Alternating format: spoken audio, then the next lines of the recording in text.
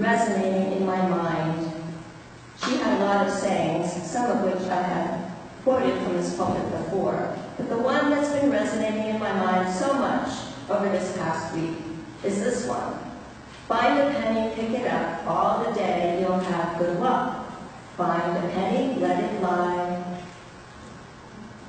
Bad luck will follow all the day. I think it's lay, not lie, but anyway, that was my mother. And whenever I see a penny lying on the ground thinking of her, I remember her voice chanting this proverb, and I pick it up. It's silly really, but I still listen to my mother, even though she's been gone for so long. And whenever I see a penny, just a penny, I do pick it up. I save the pennies, along with the other coins and loose change that I find in an old skippy jar that belonged to my father. And that's a slit in the metal lid, and the coins make a wonderful, satisfying plink when I drop them into the jar. My father came of age during the Depression and saved absolutely everything. And so I learned this habit from him, along with the encouragement from my mother's little song. A penny, why bother? That's what my kids always used to say to me. They found this habit of mine, picking up a penny on the sidewalk, very embarrassing. Even a nickel or a dime didn't tempt them. So I went around the house on cleaning day, picking up the change that they couldn't be bothered with. A dime on the chair, a penny on the tea room floor, a nickel in the sofa cushion. And every 6 months or so, I would take my skippy jar to the bank and dump the coins into the change counting machine. And it gave me a receipt, which I gave to the bank teller, who gave me dollars. Not a whole lot of dollars. Not enough to pay for college tuition or the summer vacation, but maybe enough to treat one of my boys to a slice of pizza at Donato's, or an afternoon at the art museum, or a little bit of an extra gift to the SPCA. Something extra that would not otherwise have been in my budget. So whenever I look at that skippy jar, even today, I have this feeling of abundance. Now, a penny isn't much by itself, and my boys were right about that. And yet, still, each time I pick one up, something happens. Something in my imagination. It's more than the anticipated clink of the coin dropping into the jar.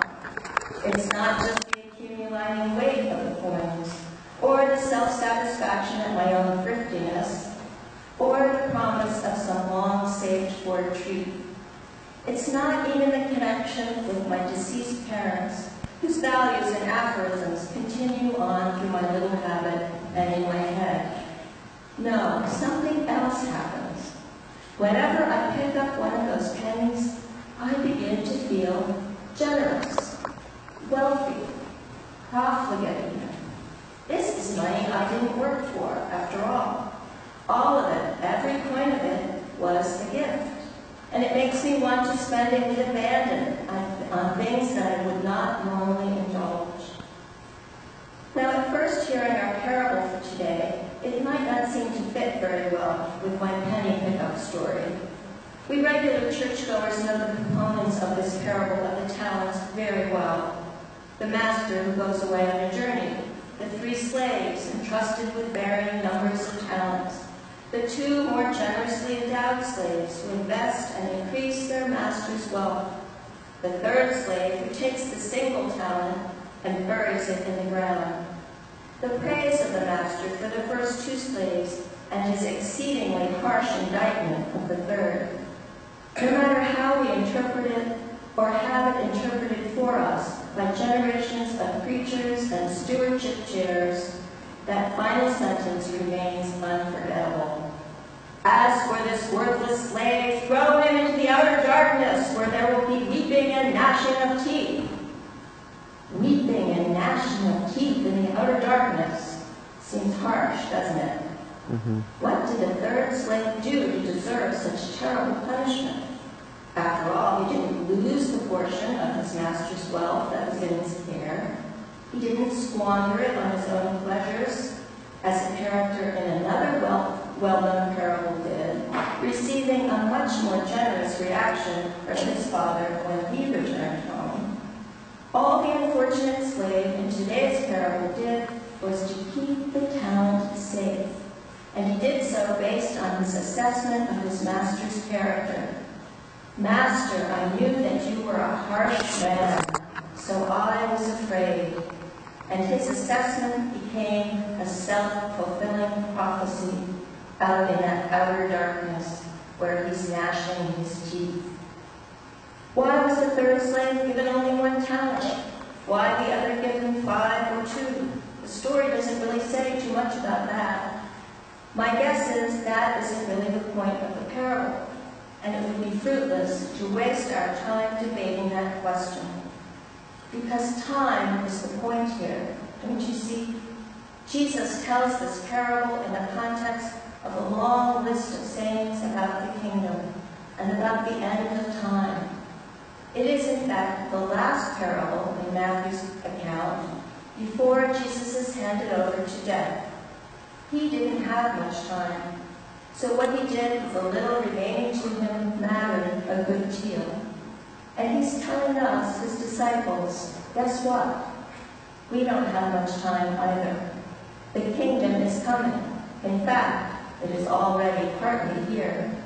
And so how we spend our time and our talents is of the utmost importance.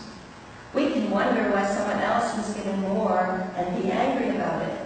We can take what we have been given and bury it in fear. We can look out on the world our God has given to our care and decide that God to be a harsh master. And if we do these things, we will live out a self-fulfilling prophecy in outer darkness, gnashing our teeth, making it all true.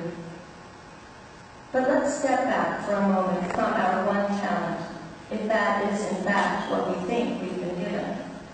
Let's step back and take another look. It is late November, the season of harvest, the time of giving thanks. The cornucopia, the pilgrim's feast, the fruits of the fields and orchards, all of the symbols of the season are those of abundance. The word abundance derives from the Latin root unda, which means water that flows in waves and overflows. It is a word that evokes the profusion of life, which flows to us as a gift from God. This profusion of life continues to impress itself upon us as we give thanks for this abundance from a good and gracious God. We reflect on the bountiful food on our tables harvested from the rich soil of the good earth, the warm woolens with which we wrap ourselves as we prepare for the snows of winter, our own perhaps unappreciated God-given skills and talents by which we make a life for ourselves and for others. And especially thanksgiving for the community of this church, of friends and family and animal friends who love us with such abandon, even when we don't feel we deserve it. All of this flows from a God who so generously bestows upon us his blessings, which we so often take for granted. A penny isn't much, is it?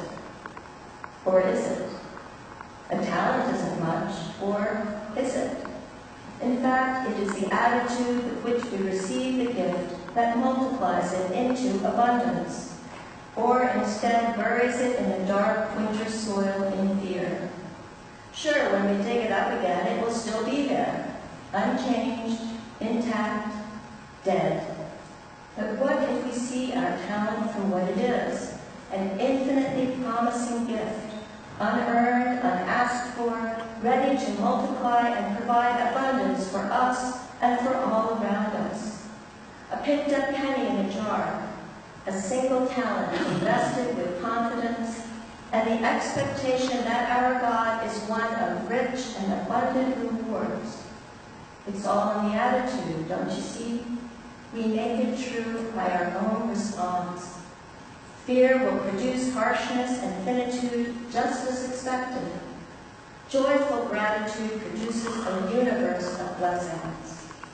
It is the season of harvest, friends. Look about. The fields are ripe.